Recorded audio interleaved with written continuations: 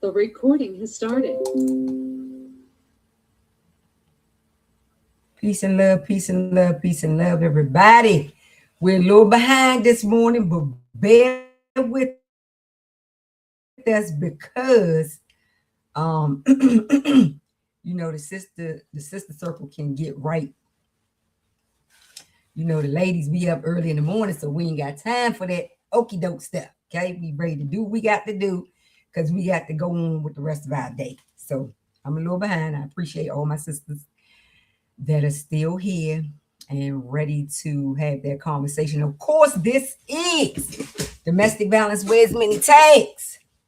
Dvwmt, Sister Circle. Welcome, welcome, welcome. We are still celebrating 17 years of the Sister Circle because of all of you. I couldn't do it without you. I wouldn't even want to do it without you because Sister Circle is no fun by yourself. Like, you need sisters to be with you on this journey. That's what makes it so exciting. That's what makes it so, sisters, we be talking, sisters got their coffee, some sisters got their wine, some sisters got their water, some sisters got their tea, and you come together and you unite around, topics that are not so nice. But at the same time, as sisterhood, when we talking about it, we be getting things out because the good thing about it though is that we're around sisters that understand, that know, that are trying to work through their own, so it's like we're all working through it together as opposed to sisters that are dressed up, messed up, has a ditty, and could have potentially forgotten where they came from. That's not what we doing. That's not what we doing. We have so many sisters that that are hurting, that we want to make sure that we get a safe space going for our sisters, because you can't tell everybody that you in a domestic violence relationship. You can't tell everybody. You barely could tell it to the women in you barely could tell it to your best friend. You're only reason why your children know, because they probably live there with you and they see. But you don't even want to admit to your children that that's what be going on. So we be sitting there lying to our children, trying to manipulate the situation. Like, no, that's not what's really going on. He or she, they had a bad day, because we got women and women in the same relationship doing domestic violence too, and they be having children and be doing it in front of the children as well. So we not going to leave no sister out, because the tags can go anywhere and mess up anybody dinner table. And that's what I think y'all don't understand. I don't think y'all understand. Y'all pick and choose like who could be in a domestic violence relationship. Y'all pick and choose which sisters could be in a domestic violence relationship. And that is ridiculous. If you think because I look like this, I couldn't be in a domestic violence relationship, you out your mind. If you think that the president wife, what's her name? What's our first lady name? So-called first lady. What's her name? I can't even think of her name. They get on my nerves so bad. Anyway, we all know she ain't with no man who care about women. So but she got a front and fake like a lot of sisters do. We got to put that makeup on. We got to put our dressed up, messed up on. We got to pretend like we really care when we be really going through something. So you can't really say that a sister, oh, she ain't going through nothing for real. If you say that to a sister, and this woman sitting here telling her story, or she's sitting there telling you that, man, I'm seriously feeling like that I could be potentially in a domestic violence relationship, right? And you sitting there looking for the marks. Because if you have not attended domestic violence class, then you probably don't realize that domestic violence don't even got to wear no marks. Okay, so you need to come to the classroom if you still looking for marks. Because sisters don't even have to have marks to be in an abusive relationship at this point. And it's a whole tribe of sisters who have, matter of fact, I talked to one yesterday. She has not been physically hit, but she know them words had power to her. She know emotionally she don't feel good, and she know financially she's been bamboozled. So it never has to wear any marks. You know, even if she got makeup on, she may not be covering her marks. Because them marks on the inside, ask the sister who in the domestic violence relationship, ask the survivor. Them marks on the inside got so much power. They got so much power. And if that sister tell you that she was brainwashed, then you better believe she was brainwashed. Because anytime, you know, you pressing your way, and we talking about she has not been physically hit. Because y'all get caught all up on the physically hit. And that's not even, for real, that's the last tag. That's not how an abuser is going to get that victim and keep that victim and continually be grooming the victim and grooming her children at the same time, or grooming their children at the same time. You have to psychologically, mentally, and emotionally take that victim from herself, and you can have her the rest of your life. The abuser can, and they do, and they will. And that's a tactic that they know that works. And this is why domestic violence is still working. And this is why it will continue to work. Because we so caught up on the physical marks. And the abuser is not even worried about no physical marks. The abuser is more worried about the mindset. The grooming of the victim is what the abuser is coming for.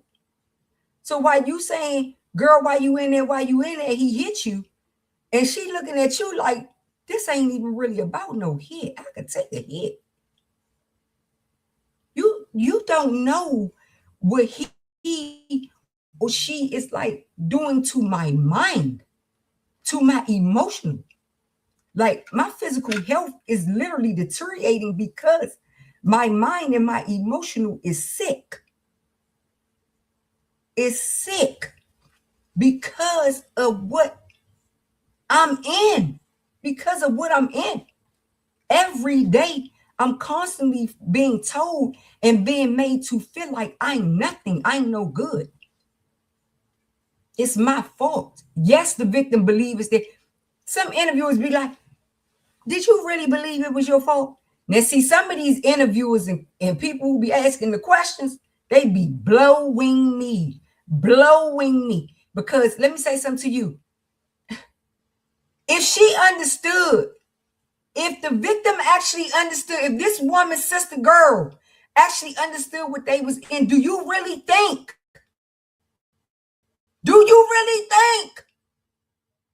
that she pictured her life being like this in this? I don't think so. So, you know, it's a lot of interviewers and a lot of caseworkers, therapists, and everybody else that need education. Domestic violence wears many tags, education. Police officers, judges, they need the education. Because we're not getting to the root cause of domestic violence when you only want them to file on a physical report. We're not getting to the root cause of it. We've got to get to the root cause of domestic violence, or we're never going to end it. And one of my sisters said, even after years of escaping, you still deal with the residue. Absolutely. That's why your butts need to get into the counseling sessions and stuff. And there are some therapists who do not do focused therapy for domestic violence. It's not a focused therapy on it. It's just general therapy. Most of the insurances are only going to pay for general therapy. That's not domestic violence conscious. That's not focus. That's just basically tell me what you in and I'll try to help you. That's what that is. That's a lot of times that type of therapy cannot help you get to the root causes of domestic violence. So you may find yourself switching. You may find yourself just stop going. And you may find yourself saying, look, this is just not helping me. Like, I don't see the point. I get it. I understand. And that's why you feel like that, because a lot of times you only going to get general therapy. Okay. And that's what they do. Because, and I don't know how in the world, if a victim then been getting abused in childhood, adolescent into adulthood, how in the world does she need only general therapy for domestic violence? How? Even if she, you know, she grown now. She grown now. She probably still have never dealt with the residue of the domestic violence in childhood. In adolescence. Now she in college. Now she grown, about to graduate college. Now she grown, got children, and she haven't dealt with none of that. So what you mean? How is general therapy going to suffice for all of this residue or built up, you know, abuse like that, accumulated abuse and accumulated grief like that? Because in some of those instances, some of the victims has literally almost lost their life so many times. Some of those victims have tried to commit suicide. You know, some of them have been in the psych ward. Some of them are drug addicts, you know, alcoholics. So they have other things. Some of them are sex workers. Like, so they have other things that, you know, they have stacked on top of domestic violence that could have started in childhood. And that could have started in childhood. So you're not going to tell me that general therapy is going to help her. You're not going to tell me that her just praying and going to church is going to help her, or her just praying and going to the mosque, that's going to help her. You're not going to tell me that the elders putting their hands on her is going to really wake up what she been through. No, it ain't. No, I love the Lord. I love the Lord. I love Allah, whatever you want to call him. But he's smart. He's all-knowing. And he knows this. There's no world this victim don't need specialized therapy. There's no way. So if you feel like, you know, if you one of those sisters out there and you feel like, you know, it's just not working for you and you've given up on therapy, you say, look, I don't see how it's helping me. You know, you say, look, I need to, you know, I need something else. And sisters some sisters can have good intentions and really be going. And they get upset because and frustrated because they say, I'm steady going, but this is clearly not what I need. I feel like I'm wasting my time. So you got to make sure that you get the real therapy that you need. Okay. And that's not going to be general therapy. I'm sorry. You can do that because that's what, you know, because that's what your insurance is going to pay for. But at that point, you lead the session then. At that point, because I can guarantee you the session will not be led in the way that it's supposed to go. They're not going to be able to pull things out of you and get you to talk about things that you have buried, like that address when you was a child and the sexual abuse happened and you didn't forgot the address, or you done suppressed it so deep you chose not to remember that address, that color, that food that make you sick. We got sisters out here who don't. A brother came on and told me that he can't stand hot dogs because when he was being molested, hot dogs was one of those things that was at that dinner table that he despised. Let me tell you something. It get that deep for sisters too. It get that deep. No general therapy is not going to be able to help you with that. They can care less what you eat. Okay. And now there are some that really do care. You know, that really do care and really do, you know, want to see you happy. You know, there are some that really want to see you happy. There are social workers who give their all, who want to see this person happy and want to see a child not be abused, or a mom or dad not be abused. But they limited in what they can say. They're limited in the resources that they can give you. That's the thing about them, which is the difference between me and them. I'm not limited in how I can help a victim of domestic violence. I'm not limited in what I can say to help a victim of domestic violence. be it male or female, boy or girl. You know, I'll be able to have the conversation the way they need to have the conversation to feel like, okay, this is really like a transparent thing, like is really making me feel sort of uncomfortable. But at the same time, I feel like she understands. She could potentially understand like what I'm feeling. It's not nice. It's just not a nice, domestic violence is not nice. It doesn't feel nice. It feels so embarrassing, shameful, guilty, you know, the guilt that comes along with that. It suppresses a sister's emotions terribly, I mean, viciously. She does not know who she is. She does not know who she is.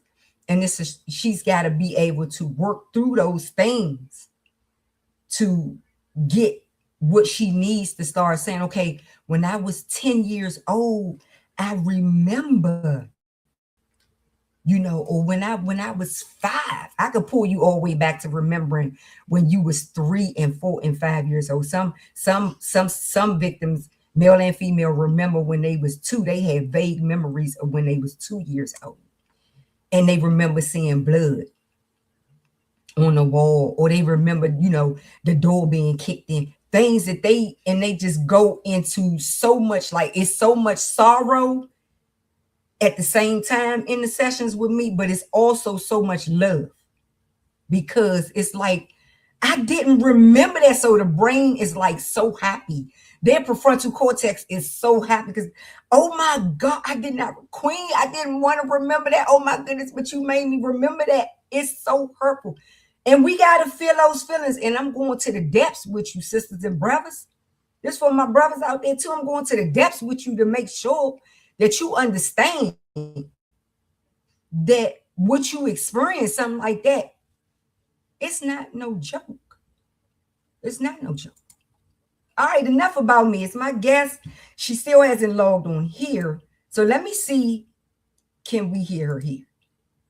You guys let me know out there if you can hear it. Jajuana, can you say something? Am I saying your name right, sis? Can you talk a little bit louder? Because we can't hear you. That might be on my side. Hold on. Can you hear me now? Yeah, we can hear you good now. Let me make sure the people can hear you. April, you on the line. Can you hear her? You on a computer. April, can you hear her? Oh, you can hear? Sisters, y'all can hear?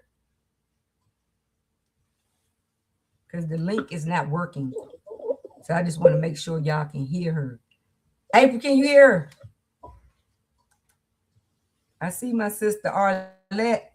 I hope I'm saying that right? My sister Arlette. Okay, can you hear me? Yeah, I can hear you real good. I'm trying to make sure they can hear you. Okay. Can y'all hear sister? Can y'all hear our sister? He said, yes, it's low though. Oh my God. Okay. And I don't know how to make it louder because okay, I'm glad I got your name right, sis. So is it a little bit louder, guys? Sisterhood? I don't like to call sisters guys. So excuse me. I don't like that. Can you hear though? Can you turn your volume up on your end? I did. I turned it up. Okay.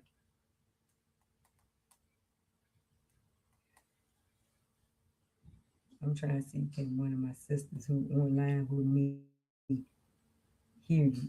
Can you hear? I'm gonna make sure we can kind of hear you. Good. Oh, it's louder, Queen. Okay, thank you, Arlette. You on it, girl. You on it. Thank you, sis. She on it. Sis, tell everybody who you are and why you're here. My name is Jajuana Brown. I'm born and raised in Washington, D.C. But I moved to Maryland now that I live in Maryland.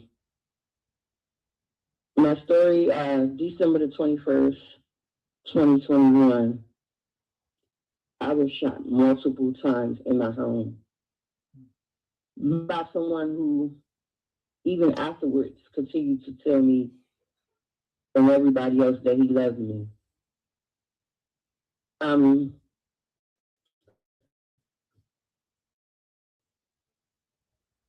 I had idea or a thought that I shouldn't be with this person, but feelings and emotions take over, so I was with him. We had broken up the beginning of that year, and he left and went to stay with his mom for a while, which was a couple of months in another state.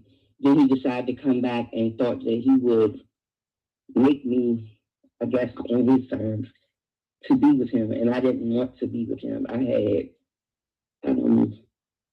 stay away orders and everything, but nothing seemed to work. That was in January. I had got an order protection against him in June.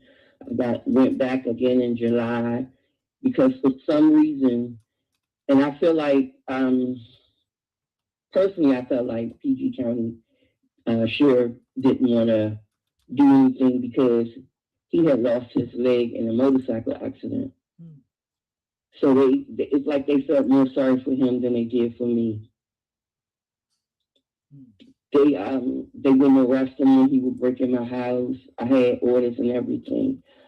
Until this one particular day, he decided why I couldn't tell you, that if he couldn't have me, nobody could. And I was shot more than 10 times. It was at least 15 times I was hit. I always ask my question why. And going to therapy, I found out that's a question I would never get an answer to.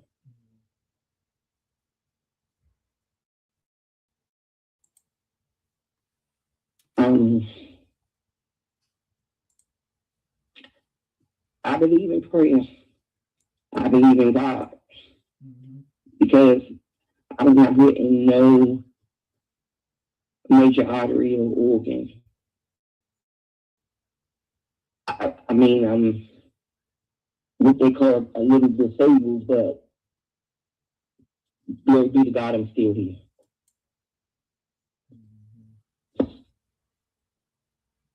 He only got, he received 45 in life, which is 25 is mandatory. But I'm still here, that's all I can say.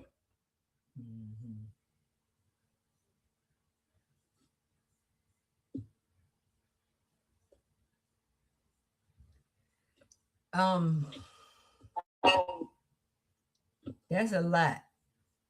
That's a whole lot. So where did you meet him at? I'm curious now. I was working at, I don't know if you know the name of it, it's CPAP. Yeah. An emergency psych. I was working there. I met him through his friends who also work with me. I met him through a friend. Like in the beginning, he was a really good guy. Like it wasn't nothing about him that I didn't know. Like I actually knew everything. He would tell you everything about him. And he didn't seem to be had nothing. He didn't seem to be aggressive. A hard person. He wasn't hard to get along with. Like everybody seemed to like him. Okay. I think things changed when he lost his leg. Because he was hit on a motorcycle and he lost his leg. So I can't say that it was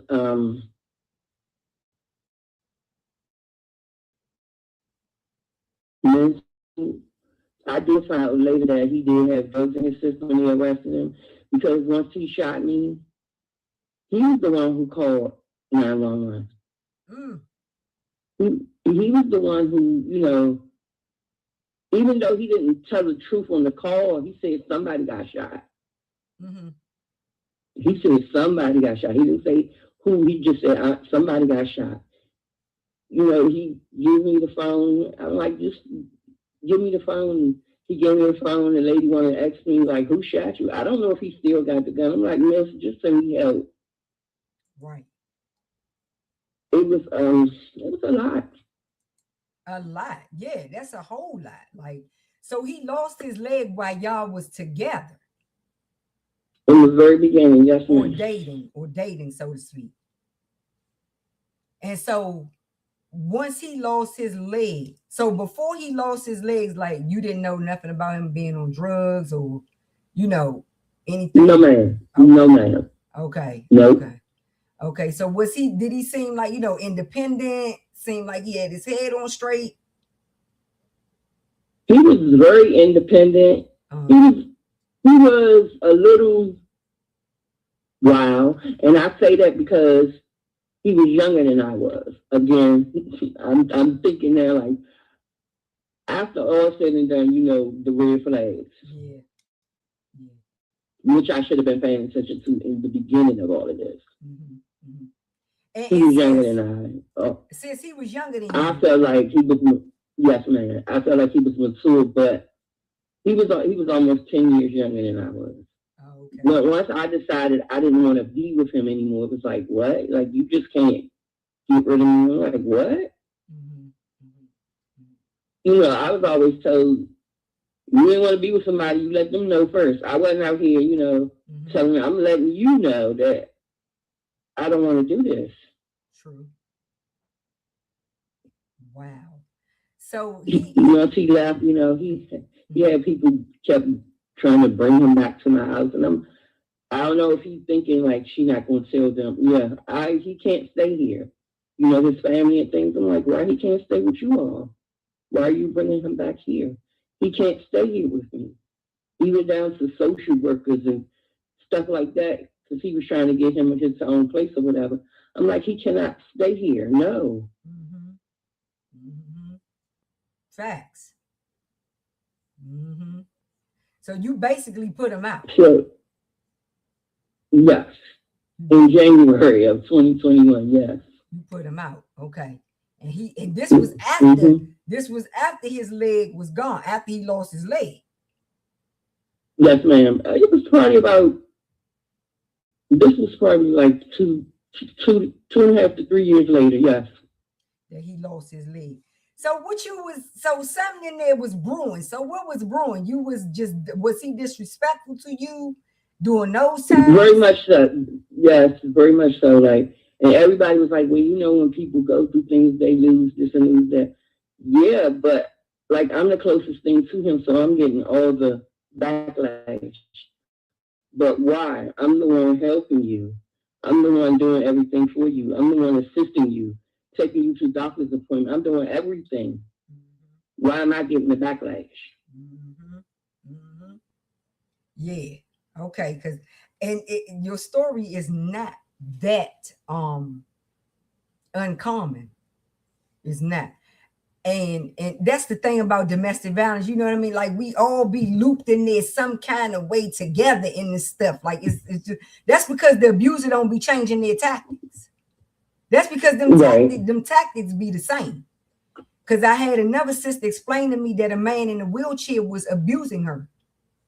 And I'm thinking what you saying. She's over there helping you.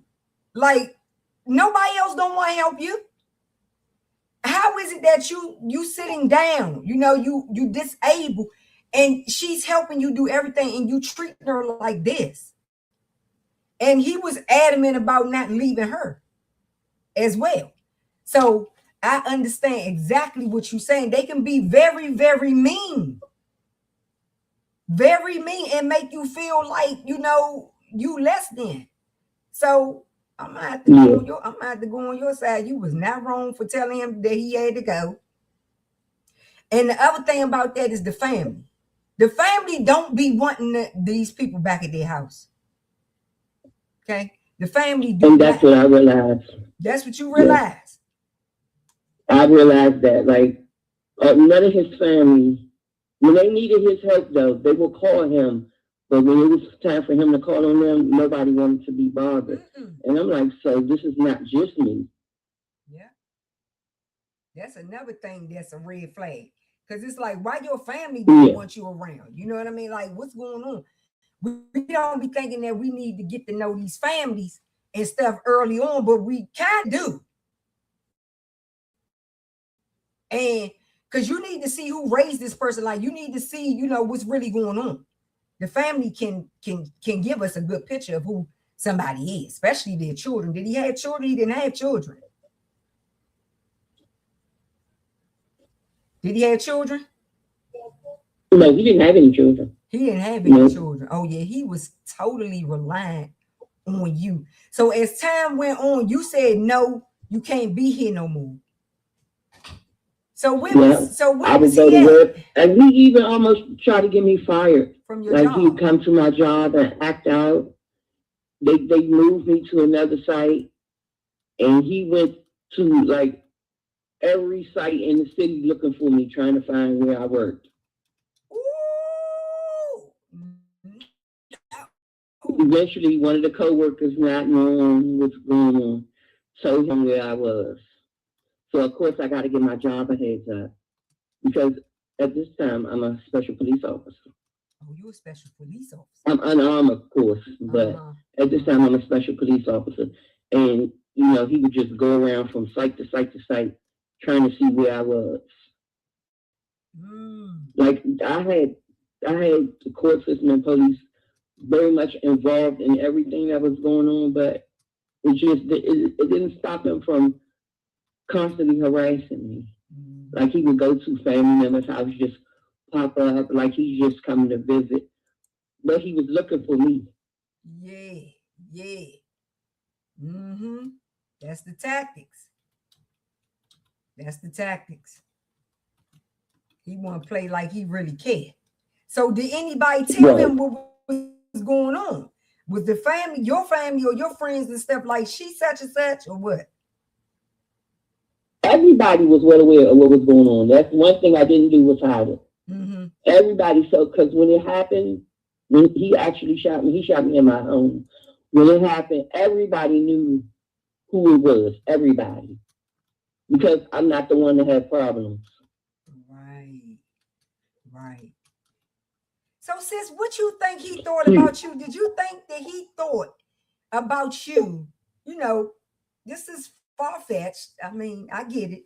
Did you think he thought about you like he loved you? Did you start to think like he don't love me? What was some of them feelings that you were feeling, you know what I mean, while you was going through this? Definitely within halfway through the year, I definitely knew it wasn't love. I knew that was not love. You knew that? Because I knew that because he would get aggressive and then he would apologize. Like he never physically touched me or anything. He would like he would cuss me out, call himself talking bad about me, but you can't talk bad about me because you have nothing. You living with me.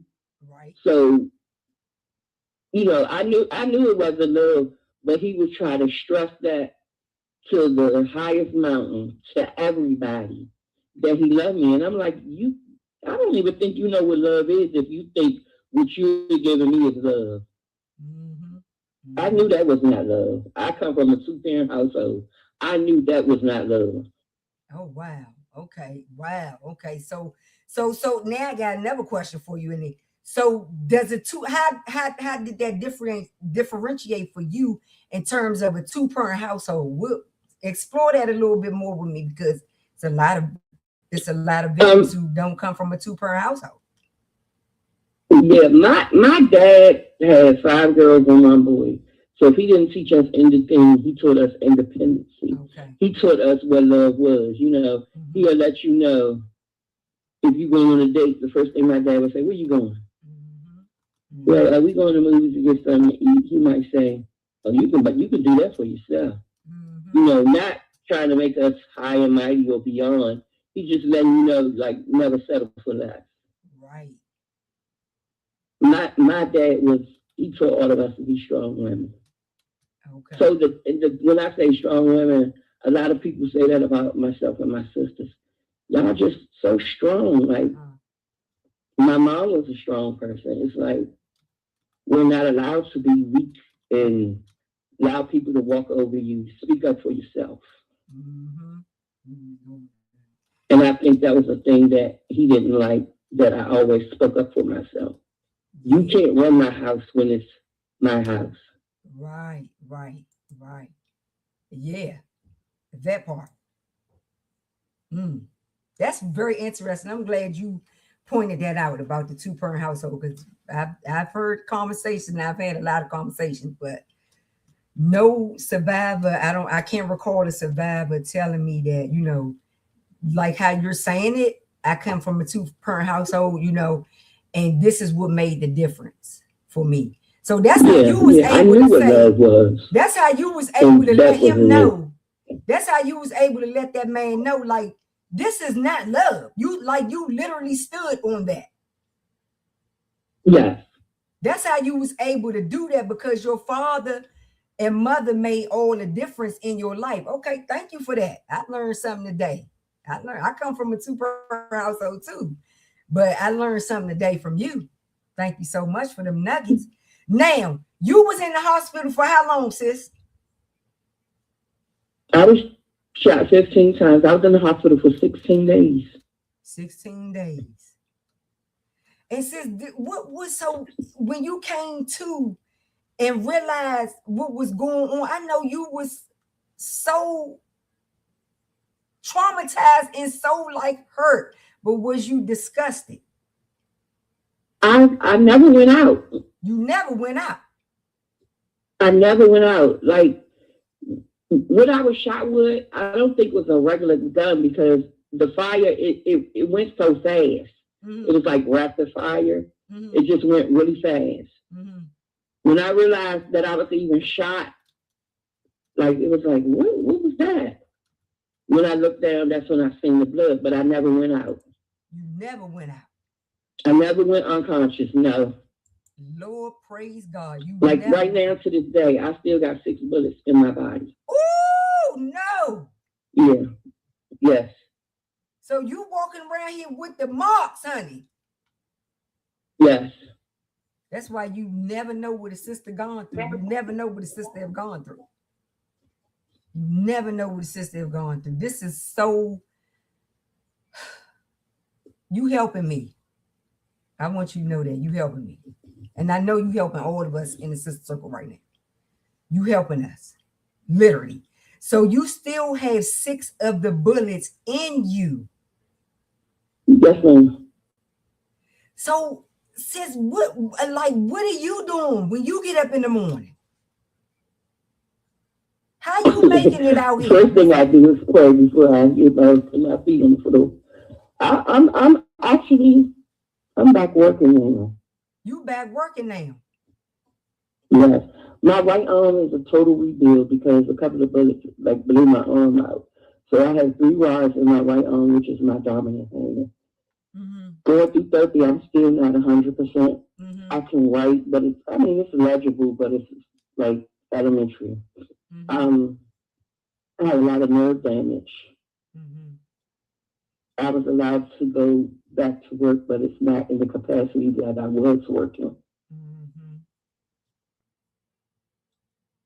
Oh my God. This is yes.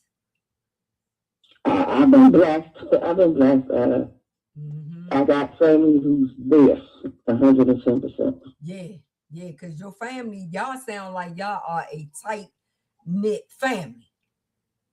Very much so. Which will get you through this, get you through something like this. Definitely. You got your sisterhood over here, baby girl. You got us, the sisters. We is over here just thanking God and praising God that our sister is still here.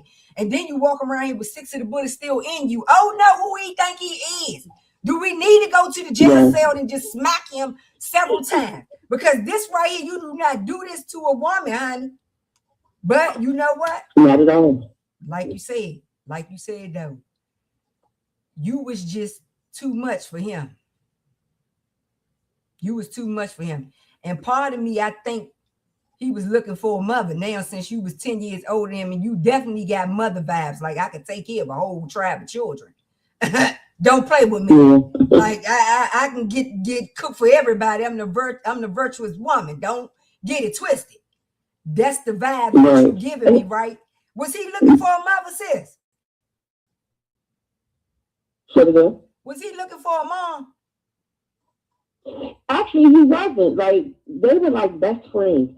So I point finger at her as well, because, you know, things that he would do wrong, and she, like, we'd be talking, she would never tell him he was wrong. Oh, God. So I kind of got like I learned what a narcissist was. Mm-hmm. Mm-hmm. Textbook definition. Mm-hmm. He was definitely a narcissist. And she created that. I blame his mom. I say they're not born, they're bred. I blame his mom 100%. His dad was this person I knew, and you know, they worked together more. But his mom, I feel like that's where it all came from the mother. Yes.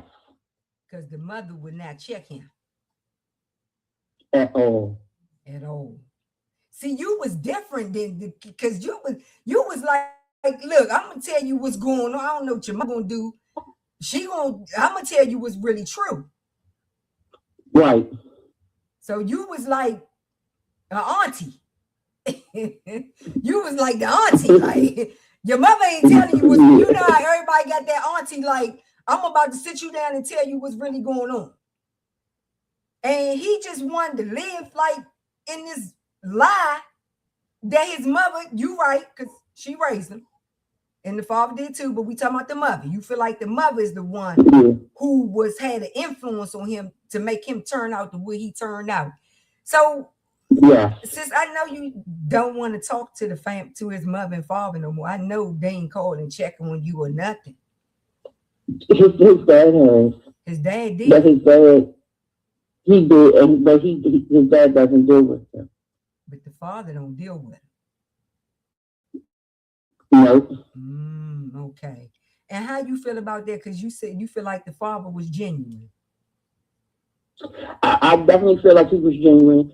He keeps it a buck with me. Even like after it happened, he was like, "What happened?" And I explained it. Then my daughter explained to him what happened, and that's when he really like stopped dealing with him, because he like anytime somebody would contact his dad, he would call me.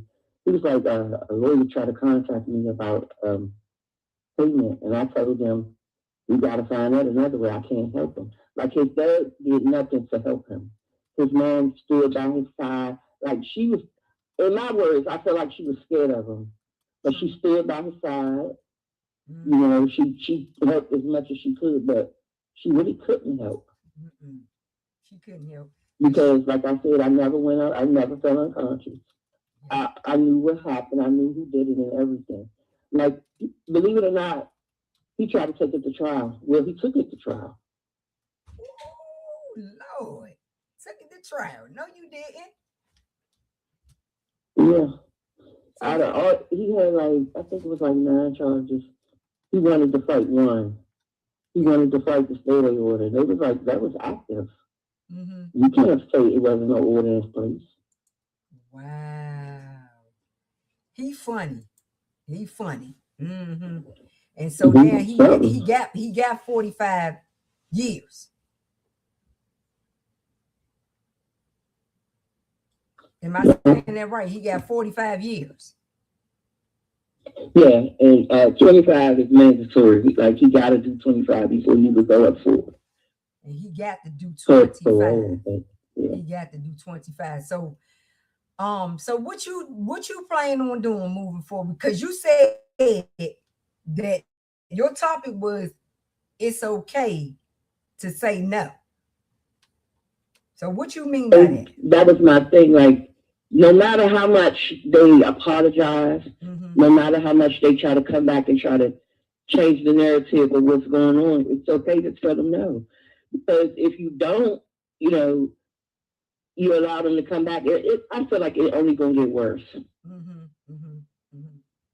Like, a lot of people was like, you think he would have shot you if you came out my house? There's no doubt about it. If I would have came out the house, he would have did that.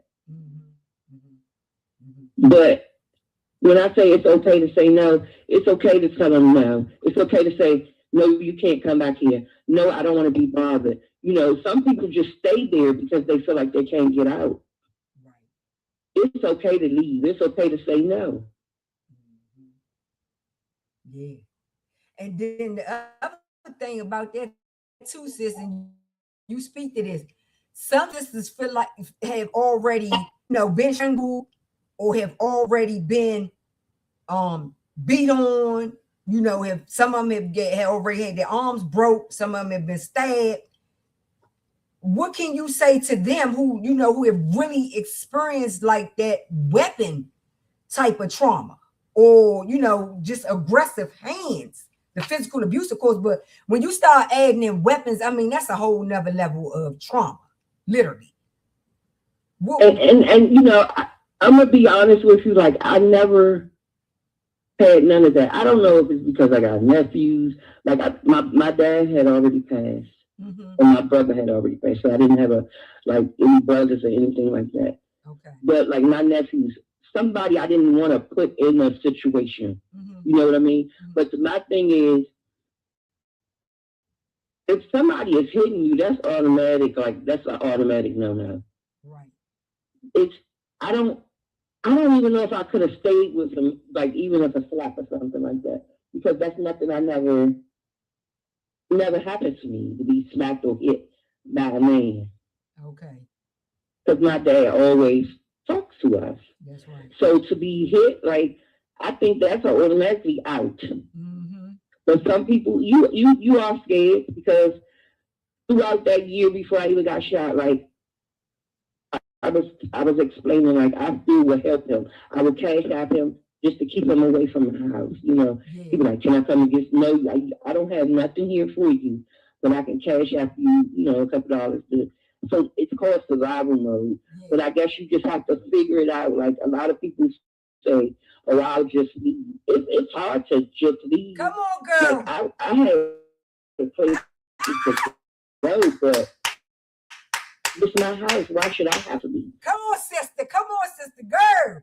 Come on, sister girl, because I constantly tell these people out here, stop telling victims just leave these relationships because y'all don't know what's going on.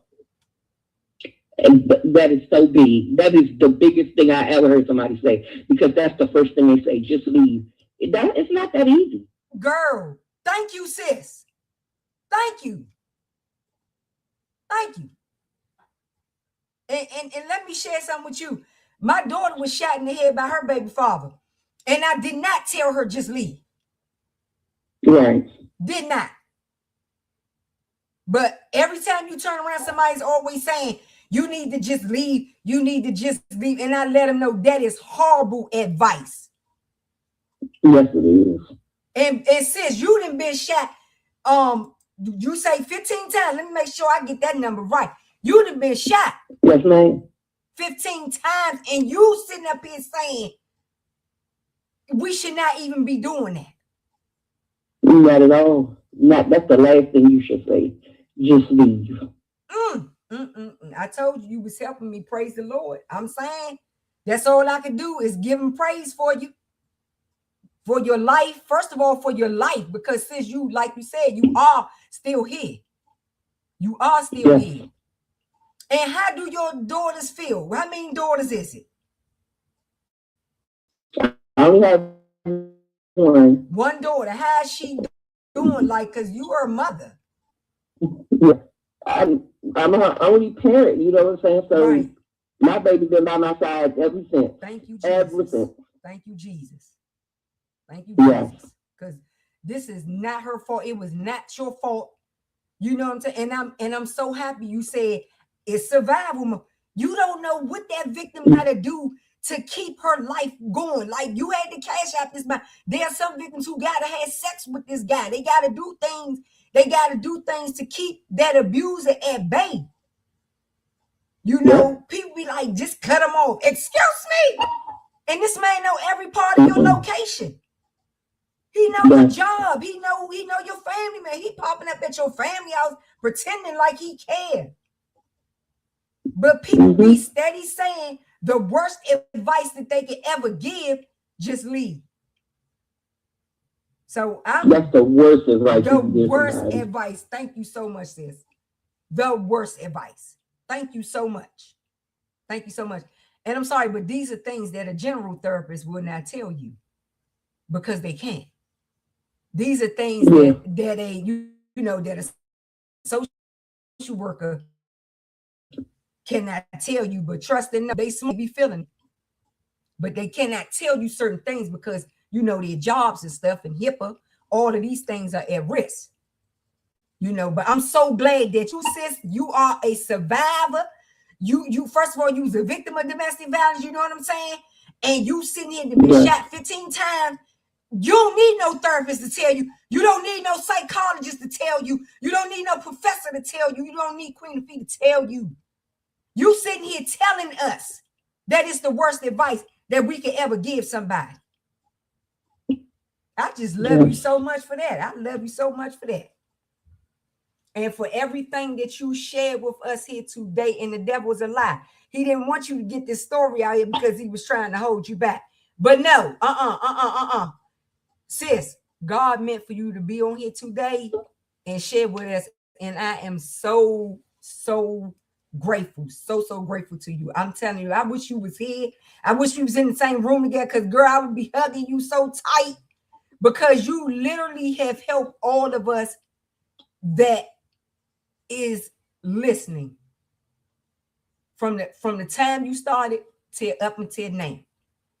Give us your last encouragement because we got young girls. And I really want you to speak to our young girls. Speak to our young, because you got a daughter.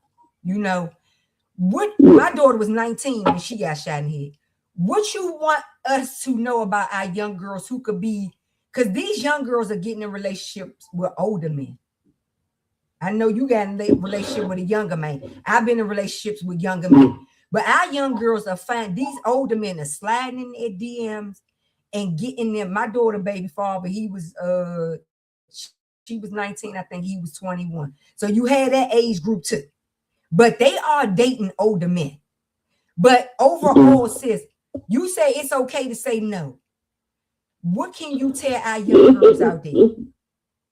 I say it's okay to say no because you can't always agree with everything. You got to agree to disagree. Mm-hmm. But I also say to them, like, it's not a secret because you're not the first and you won't be the last. Come on now. I feel like you should tell somebody. Mm-hmm. I feel like actually you should tell everybody because the people at work knew what was going on. Mm-hmm. My family knew what was going on. My friends. I didn't keep it a secret. So when it did happen, everybody already knew who it was. Like, I'm not one to be out here having a whole bunch of friends or none of that either. So everybody knew what was going on, even the people that he called friends who no longer even deal with him, But it's not a secret. Be okay. It's okay to tell them, no, I don't want to. No, go ahead. No, because they try to keep you with them at all times because they want to know your location. Mm-hmm. But I feel like if you do something like that to me, what would you do to anybody else? Like, because, like I said, he couldn't say I love you enough. Right. But it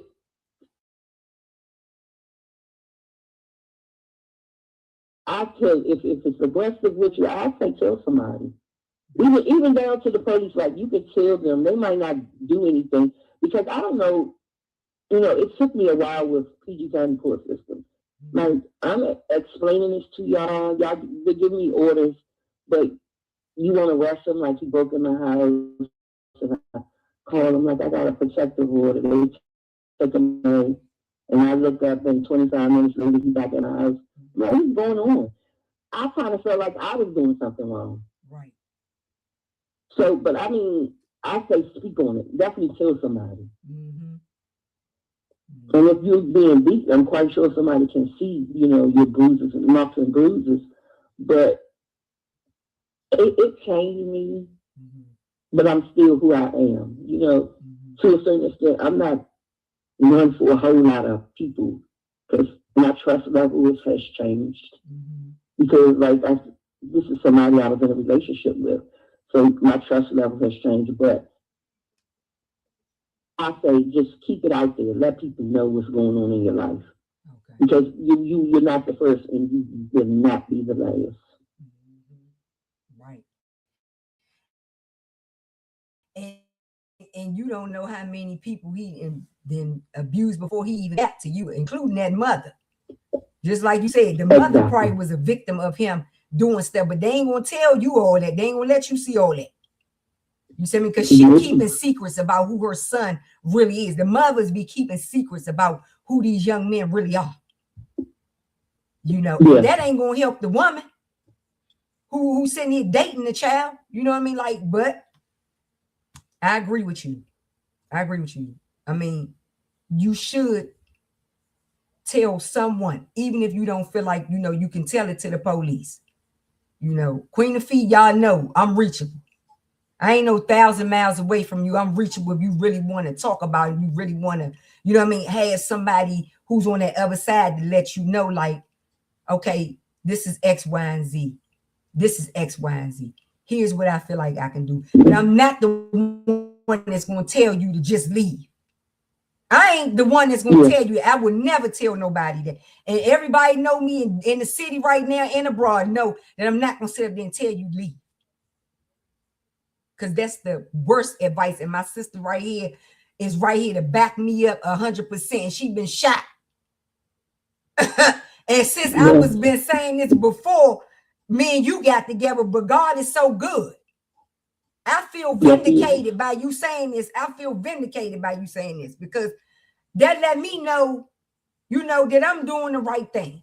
You help me know that I'm doing the right thing by not telling victims this stuff, giving them the wrong advice. And I'm not locked into, you know, no contract or nothing like that. So I'm like your sister. You know what I mean? I'm like your big sister. I'm like that auntie. You know what I'm saying? I'm like, look, you gonna get yourself together because let me tell you something. Just like what you saying, sis, you could say no. But you gotta be smart. You gotta try, you know, you gotta try to be your full self when you saying no. Because this abuse is capable of doing anything. Capable of doing anything. And sis, thank you so much. I know all of us we just love you. Like sis, I cannot say it enough. I'm trying to tell you, we just love you.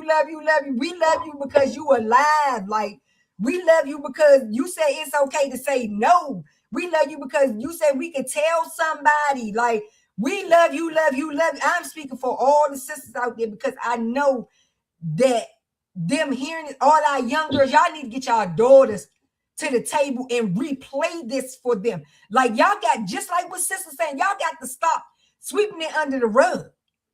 Y'all got to stop sweeping it under the rug and what goes on in my house, stay in my house, and all that stuff that don't work, that do not work and will not keep your daughter safe. And let me tell you, I know it personally. And our sister Jajuana is saying she know this personally. All them secrets and all that we be doing with this stuff. I'm not saying, like she said, you supposed to go tell everybody. But like she said, you should tell someone. You should tell someone. Since I got all here, my heart is beating. All that because we just love you. Like, we just love you so much. Sis, whatever you need me to do, sis, you need me to come break it down. You need me to what? I'm here for you.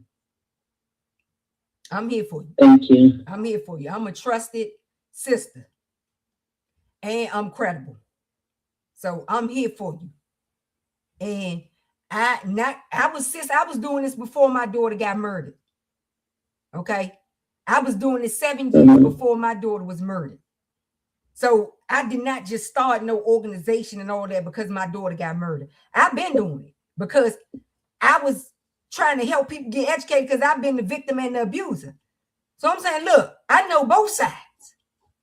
And we need to be talking about both sides of it. Like, we need to be talking to these victims, but we also need to be talking to these abusers, because we ain't going to break no cycle. We're not going to break no cycle. We only talking to victims. As we can see, that is not working. That's not working. So I'm saying we need to talk to abusers, male and female abusers, victim teens, boys, girls, whoever, abusers, whatever. Everybody at that dinner table, my point is, everybody at the dinner table is a victim. And many of us turn the abuser. So we got to have a full circle conversation when it comes to this topic. And that is what I've been doing. So you just confirmed everything that God has called me to do. And I'm just so grateful for you. I'm grateful you alive. I'm grateful that you never went out. Because if you would have went out, sis, we might have would have lost you. But you was conscious. And then you still walking around with the marks. You still got 6 of the bullets in you. Like, and you still saying out here telling your story to us today, letting us know, letting the young girls know, like, y'all need to pay attention. Because it is okay to say no. So I'm with you 100%. I love you, sis. Thanks for chiming in with us today. Brothers and sisters, I'm not going to say nothing else because I am done. I'm done. Sis have said it all here today. If y'all didn't get it today, I don't know what to tell you. At this point, you just need to get in the classroom with me and do something personally. It was the other choice of words that I was going to say, but I ain't even going to say it. Y'all know I normally say what I want to say. They know I say what I want to say because I'm not here to play with you. Not on no subject like this. And this was before my daughter got murdered, sis. This was before my daughter got murdered. I was not playing with my young boys and girls. I was in the school system telling them, children, you can't just leave. I was telling my young boys and girls this 17 years ago, sis. And you come on today and vindicate me, and you've been shot 15 times. I have nothing but gratitude for you. I have nothing but gratitude for you. I'm so grateful that God kept you. And I'm getting emotional because I'm so grateful. And I want you to continue to be great, sis. I want you, and I'm telling you, on my daughter's grave, if there's anything I can do for you, I will do it. I will do it. Period. And I have not said that on the live before. Not on my daughter's grave. I have not said that on the live before. So sis, I mean what I'm telling you. Okay. So sisters out there, we love y'all so much. Thank y'all for chiming in. Y'all better tell this to somebody. Y'all better share this with somebody. Y'all better get your head out your ask me no more question and get it going. Let's get it going. Let's get it going because like sis said, you are not the last one. Just like she said. She said, because this stuff is still happening. Somebody else was just shot and killed from domestic violence. This stuff is still going on. But we got beautiful women like her who came on and shared with us today, and we could not be more grateful. So thank you, sis. I appreciate you so much. And I'm getting out of here. Peace and love. Because y'all done got me fired up. I'm ready to go to church, get my Bible. I'll preach a sermon. I'm telling you, I'm ready to preach the word because I'm telling you, God is good. This all the time. And I have a topic today. Thank you so much, sis. That's often overlooked. I love you. Domestic violence. Domestic violence wears many tags. So Queen Afia, if you're listening, This session is no longer being recorded. It has to stop. The kids are crying. It's Fine. down like raindrops. It's a behavior we can't condone. It's breaking up our happy homes. Let's get it together. Talk about it and let them know that they're not alone. Young Motive is back. With the topic of the day, it's a crucial situation that we all must pay You know more somebody attention that's to. It's bringing families down. You you know know me, somebody I know the that's truth, and I'ma spread it around. It usually happens at home behind closed doors, but it's spreading through high schools and college dorm floors. For the victim, it's like they got their head in the news from all the scars of the physical and verbal abuse. Men do it to women, women do it to men. It's a cycle that happens over and over again. It's disturbing and far from bliss. And each and every child is emotionally affected by this. I think it's time we bring the dark to the light. Stop the 911 calls in the middle of the night. So I'm reaching out and I hope it's worth Or my that you while. on the phone It's with racing the bond between him. man, woman, and child. No. Anything you gonna do, you gonna do it in secret. Okay? So you step outside somewhere, or you use somebody else's phone. You should go to the library, because the abuse will be tracking you. So you gotta figure out how you can get around to try to get the help, or try to just at least take it home. Like Sister said, like Jajuana said, at least let somebody know. No, you cannot trust everybody. You cannot. And I would not dare tell my sisterhood or my brotherhood to do it. Okay? It's dangerous to do it. But stop and think about it. This is your significant other. Why would you want your son to see you put your hands on his mother? Leaving little man shook. It's really a bad luck. How you supposed to concentrate and keep his head in the book? How's your daughter supposed to look up to dad? Don't you know that you're the first male role model she's ever had? The saying goes, a woman wants a man like a father. So what you telling her? To accept this from a man, you gotta watch how you talk to whoever you with. Words hurt, people forgive, but never forget. I guess it's up to a team to teach these things. It's just my expression of how MCs think. Seek a shelter from mayhem, they won't doubt you. And there's all types of programs to reach out to. No need to feel ashamed, cause it's not your fault. And this evil way of living has to come to a halt. You can definitely DM Queen of Fee, but you're going to do it when your abuse is not around. Okay? You're going to do it in secret. Right? And you can talk. Okay? But I love y'all, Sisterhood. I appreciate y'all. We coming back again. All that. She ain't do nothing but tell us the truth. April Bell, she ain't do nothing but tell us the truth. Dana, she ain't do nothing but tell us the truth. All of my sisters that's anonymous out there, she ain't do nothing but tell us the truth. So there it is. Damn. What? What you gonna do? Get shot? Strangled? Or you gonna take a stand like our sister said? You gonna take a stand. You can take your stand in secret.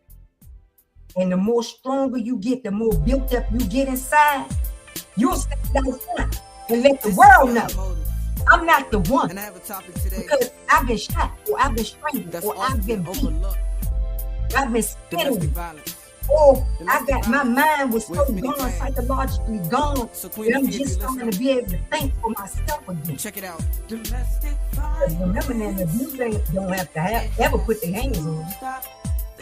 They don't ever have to do that. She said her abuser didn't do that. But this ain't the person that killed my daughter wasn't beating on my daughter. He shot me for my daughter. That's how done he was. So it never get him off. It would travel in the band. You say, I didn't never see him. Because it can never get him off. It'd be all up in the mind. It'd be emotional. It'd be the turmoil. It'd be the agony. It'd be the be going through. It's like they got their head in the news from all the She didn't tell nobody. She verbal abuse. She got Do it to women, women do it to men. It's a she cycle feels so that bad. happens She don't know over and who over to again. It's disturbing and far from bliss. But And each you and heard every what I child said. is Y'all emotionally better not be affected by afraid. this. I think it's time we bring the dark to the light. Stop the 911 calls in the middle of the night. So I'm reaching out and I hope it's worth my while. It's racing the bond between man, woman, and try to child. help them make system with some good stories.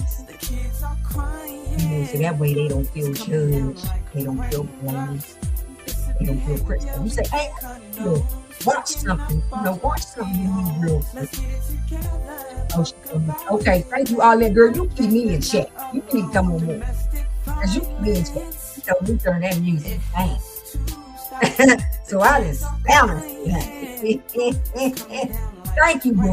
Keep your sister in line. Because this is important. So we at the end of all of this, and I'm leaving.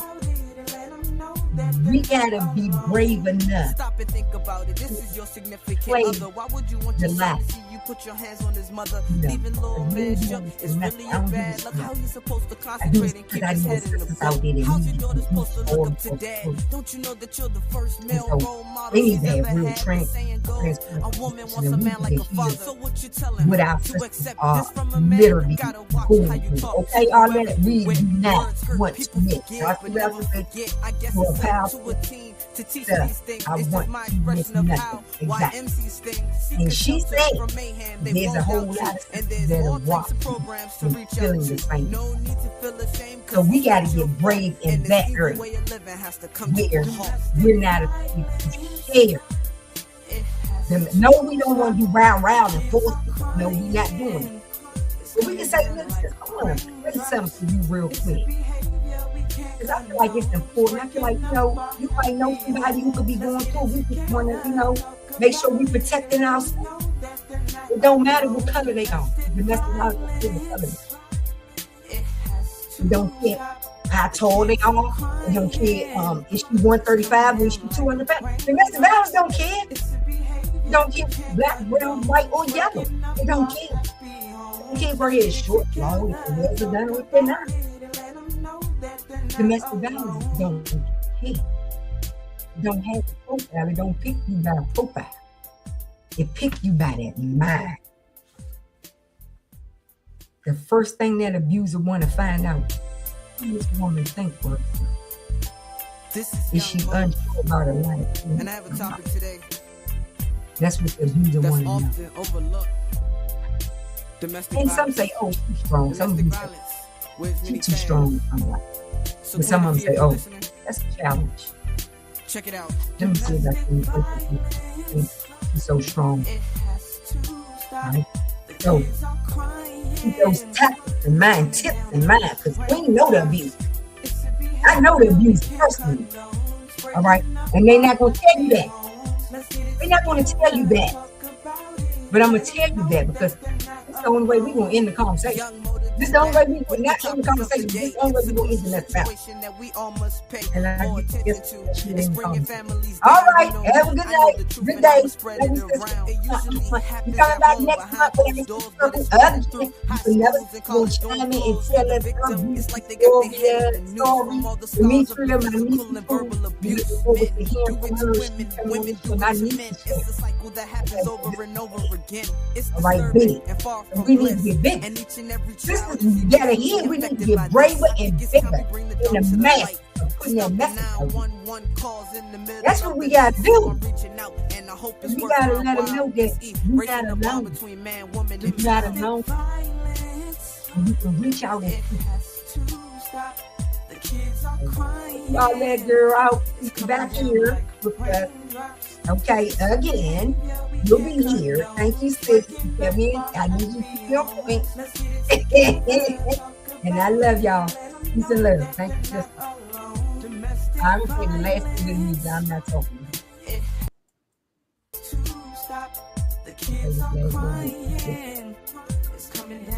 I like to go out with you. Young Motive, a big guy now.